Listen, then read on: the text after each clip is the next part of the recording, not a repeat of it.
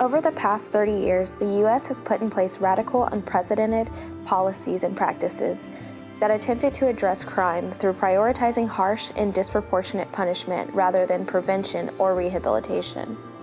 By 2010, 7.25 million Americans were under some form of correctional control, either in prison or jail or on probation or parole, up from 1.84 million in 1980. The term mass incarceration refers to the unique way the U.S. has locked up vast populations in federal and state prisons as well as local jails. These prisons are disproportionately Black and Latino, against whom the system is biased at every level. Despite similar rates of drug use, Black people are nearly 4 times as likely to be arrested for marijuana use, and Black males are often given longer sentences for crimes than their white peers. Many people locked up should be receiving treatment in the community. A 2006 Bureau of Justice Statistics study found that more than half of the inmates have mental health issues. Hundreds of corporations benefit from penal labor, including some of our largest major corporations. 7% of state prisoners and 18% of federal prisoners are employed by for-profit companies. Wages are equivalent to less than $1 per hour in most penal labor programs, with up to 12-hour workdays. The pay scale for federal prisoners is 12 cents to 40 cents per hour. In Texas, inmates are not paid for labor. The Texas penal labor system, managed by Texas Correctional Industries, is valued at $88.9 million in 2014. Not only are they not paid, but they are forced to endure harsh conditions in extreme heat without air conditioning. Prisoners in the United States are denied basic human dignity on a daily basis, and the rising cost of providing for a massive prison population has highlighted racial disparities, driven money away from valuable social spending, and is completely unsustainable for the 21st century. Here's what Bioworld is doing to help end this system of oppression. Peace, Bioworld fam. My name is Angel Alicea, and I am the founder and executive director of Beyond Trenches. First, I would just like to say on behalf of everybody here and who's impacted by the work that we do at Beyond Trenches, thank you all so much for your generous donation. We look forward to this not only being a fruitful relationship, but a relationship that also helps repair the harm of mass incarceration and is founded on the redistribution of wealth.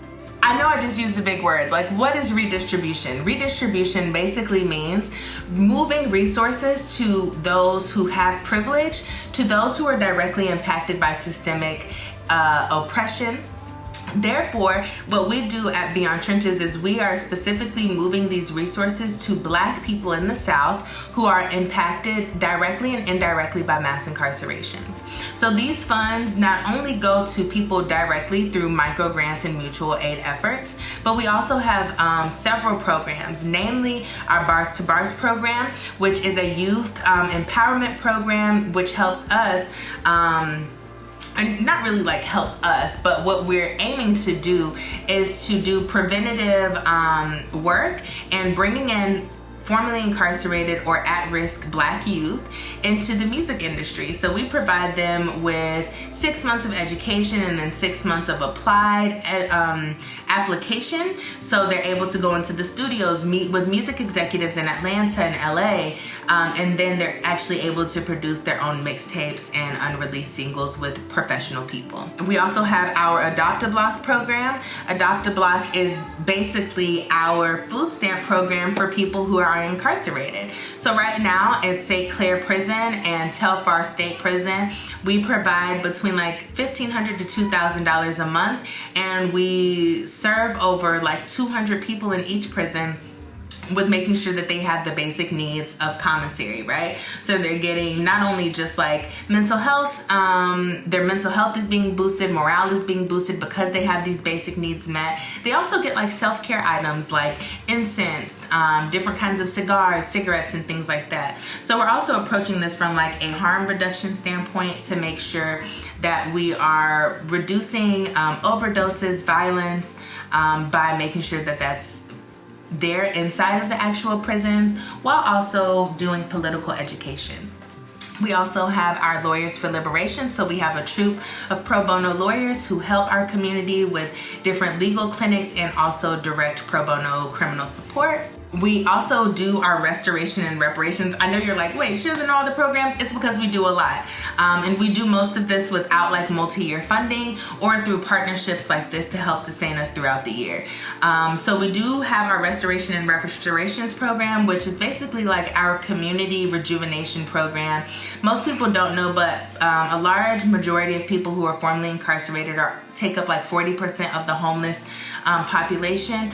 Therefore, we come in with a spa approach. People come in for 12 hours. They can take showers, get their hair done, get their hair cut, get mental health services, medical services, get free food, a bunch of other resources. We recently partnered with Lush to provide different self-care items for hygiene. And the list goes on and on the things that happen during that 12 hours. We also release our own publication, Beyond Trenches Volume 2, which I will send to Kendall. Thank you, Kendall, for even bringing us here. And I will send you all the publications so everybody has access to that.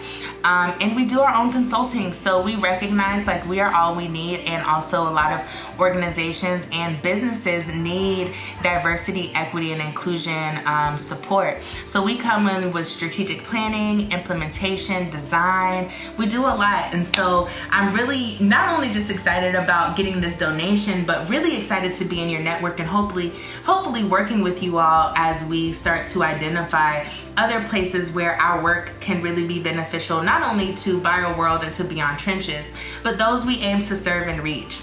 This was a little bit longer than it was supposed to be, but this is the nitty gritty. This is pulling back the veil so that you all can see like what we really do, who we really are, and that we're here for a long time. We are all we need. And I want to close out just with the Asada chant. It is our duty to fight for our freedom. It is our duty to win.